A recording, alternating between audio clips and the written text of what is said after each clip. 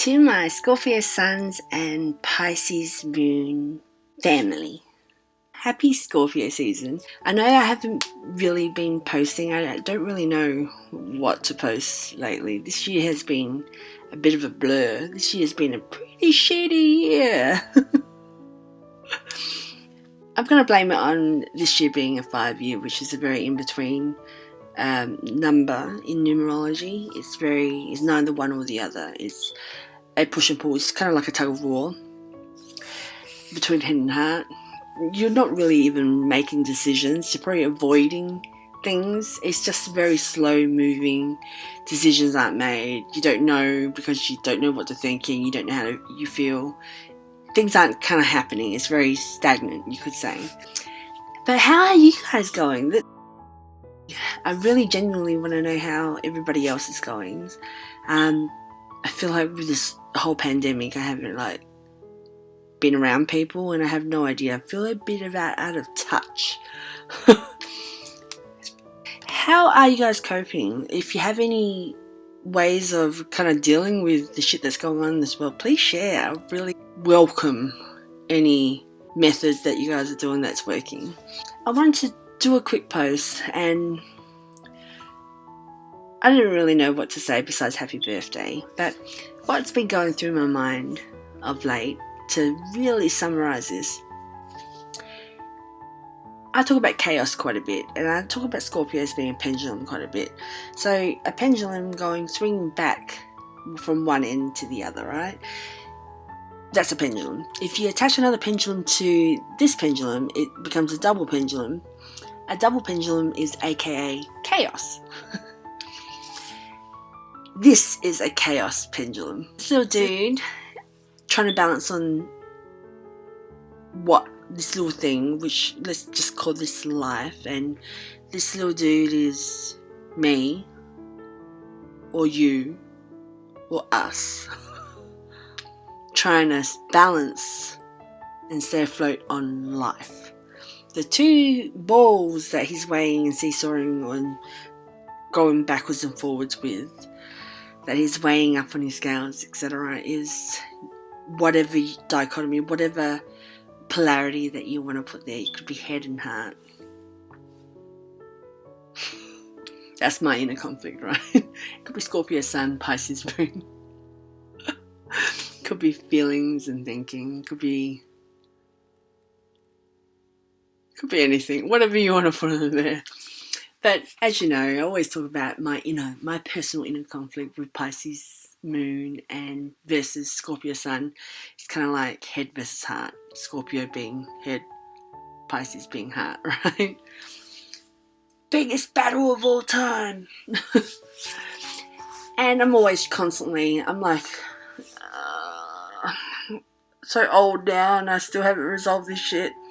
And I'm always trying to balance and stuff. And we always talk about, trying to find peace with it.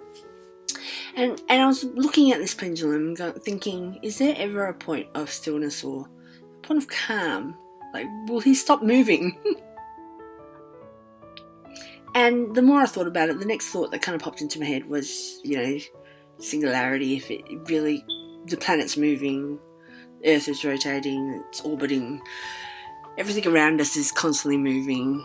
But we think about gravity, etc. There's the vortex, double helix, etc. We don't ever actually stay still. And if we're actually really still, then you consider that as the point of singularity, that we're dead. So technically, we're always constantly moving, right? So really, I need to come to terms with, this is me in life, and this is what life looks like. And I can't deny that's legit. That's my life, and that's probably your life if you're a Scorpio Sun, Pisces Moon. That there will be no point of calm, and there's no point trying to get that balance, because the whole thing about that quote, it's all about trying to get that equilibrium, that perfect point of whatever, right? It's not possible. So when I'm thinking about it, going, how do I control this and manage this a little bit better? Because sometimes, sometimes I'm too much in my head, too much in my heart, and then it goes haywire when, if you focus too much in your head, then you neglect your heart stuff, and then until it kind of like erupts, and then it just gets out of control, and then it just looks messy, and it's a bit of a nuisance, and it gets harder, and it's rough, and it's just tiring, and I'm just exhausted by this shit, right? And trying to manage this stuff.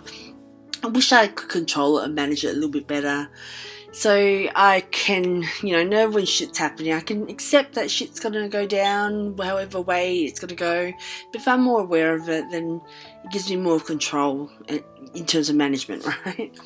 But I can never, I know this, and I can never kind of figure it out. Do I dedicate some time to heart matters?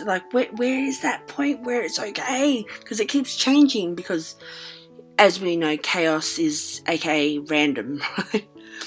Hence the double pendulum thing. It's nature. Nature's not predictable. It's not science. If everything was all about science, that we would be able to predict things like the weather. But we can't, because nature is chaotic and it's complex, which is hence this, right? What we are. So I was thinking, how's this going to work? How are we going to do this, right? And when I think about head and heart, images of one and the other kind of pop in my head. It's really a dance between the other. And we talk about yin and yang. Say we draw a square as representing fundamentally the idea of class. I can't have a square which doesn't have both inside and outside. They go together.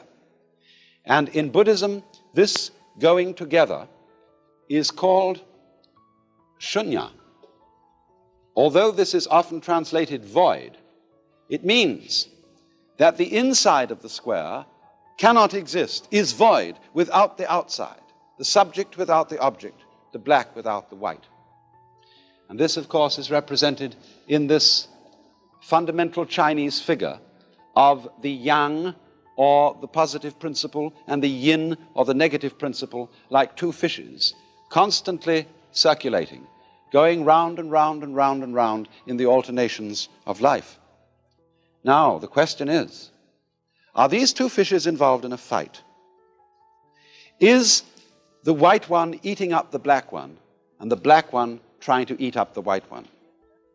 If that is the situation, then, of course, life is fundamentally nothing but a grim contest. If this one up here is the good fellow and this one is the bad fellow, if this is order and this is chaos, then a fight goes on between them. But what happens if the white fish succeeds in eating up the dark fish? The white fish disappears as well as the dark one, because the white one is only there in relation to the dark. Life is not really a contest to make yes triumph over no, to make the positive triumph over the negative. The two sides go together. And then one sees, in this strange way, that underlying all that is negative in the world, all that is in a way painful and evil, there is a kind of necessity to it. It goes with the good. It is necessary for the good. Disorder is necessary for the manifestation of order, just as you must have, say, a black background to show up a light figure. Instead of looking upon life as a contest, it becomes a dance, it becomes a game. One doesn't withdraw from it, one doesn't stop living, but one goes into the game so that these revolving fishes are no longer trying to eat each other, but they're just going around dancing, having the biggest fun in the world. They don't exist without each other. They have to coexist. Like the whole concept of yin and yang. Right? They're relative to each other. Because they're relative to each other, then it's kind of a dance. So the question is the dance between the two. And I've mentioned this before. And how do I come to grip, what do I do with this information, right? So in my head I was just like, oh god, it's like a dance, but how do we figure out this dance it's doing, because we can't predict it, we can't prepare for it, right? So what's the how? So what do we do? Anyway, and then I was starting to think about dances, because ideally we want it to be like the waltz, where it's beautiful, elegant.